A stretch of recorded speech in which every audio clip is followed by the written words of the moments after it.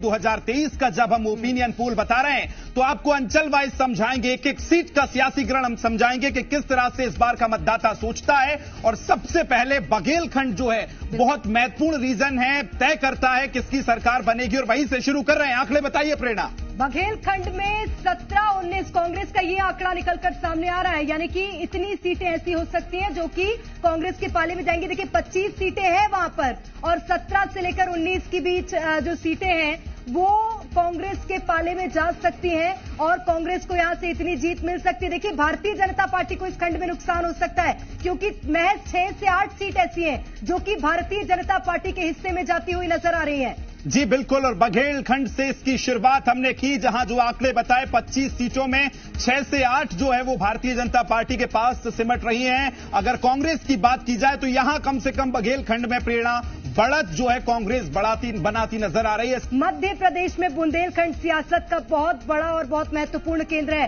कांग्रेस को यहां पर 26 में से 16 से 18 सीटें मिलती हुई नजर आ रही हैं।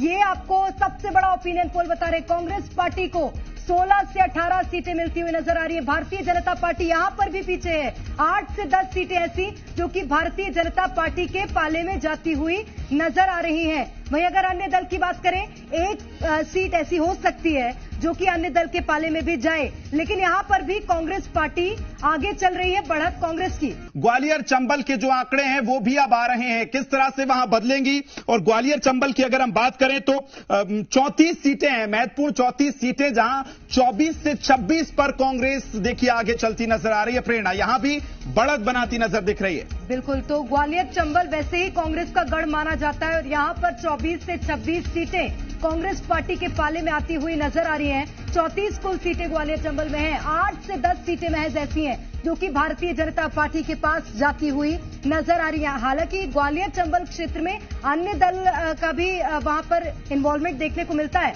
एक सीट ऐसी है जो कि अन्य दल के पास जाती हुई नजर आ रही है। वैसे ही ग्वालियर चंबल की अगर बात करें, बसपा वहां पर एक सीट पर काबिज है ग्वालियर चंबल में और 34 में से 17 सीटें ऐसी हैं जहां पर कांग्रेस अभी हाल में है और 16 सीटें ऐसी जो कि भारतीय जनता पार्टी के पास है। लेकिन हमारा ओपिनियन पोल कह रहा है कांग्रेस पार्टी के पास 24 से 26 सीटें ग्वालियर चंबल क्षेत्र में जाती हुई नजर आ सकती हैं। वोट परसेंट की बात करें, 49% वोट परसेंट कांग्रेस पार्टी का हो सकता है। यहां पर ये वोट शेयर की हम बात कर रहे हैं, प्रतिशत के माध्यम से बता रहे हैं आपको, 42% ऐसे वोट हो सकते हैं जो कि भारतीय जनता पार्टी के पास होंगे। जी बिल्कुल, और वोट परसेंट देखिए बहुत महत्वपूर्ण है और आदर्श के खाते में 9% वोट प्रतिशत जा रहा है, जो कितना तय करेगा ये देखना है। लेकिन ग्वालियर चंबल जो 34 सीटें यहां पर आती हैं बहुत महत्वपूर्ण होती हैं। यहां 49% वोट परसेंट जो है वो कांग्रेस के खाते में जाता नजर आ रहा है। महाकौशल की बात करें, 48 सीटें हैं यहां पर और 34 से 36 कांग्रेस पार्टी के पाले में जाती हुई नजर आ रही है। वहीं अगर भारतीय जनता पार्टी की बात करें, 12 से 14 सीटें बीजेपी के पक्ष में हो सकती हैं और 12 से 14 ऐसी सीटें हो सकती हैं जहां पर बीजेपी जीत दर्ज करेगी। अन्य के पाले में एक नजर आ रही है सीट। बिल्कुल, और महाकौशल की जो 48 सीटें हैं बहुत महत्वपूर्ण ये पूरा समीकरण तय करती हैं। लेकिन पिछली बार की तरह इस बार भी कांग्रेस जो है फिर बढ़त बनाती नजर आ रही है। प्रेरणा, हमने पिछली बार देखा था कांग्रेस ने लगातार महाकौशल से बढ़त बनाई थी, 47% वोट परसेंट जो है वो निकल कर आ रहा है, यानी कि कांग्रेस यहां भी आगे चल रही है। महाकौशल की अगर हम बात करें, 47% वोट परसेंट है और 39% 39% वोट परसेंट जो है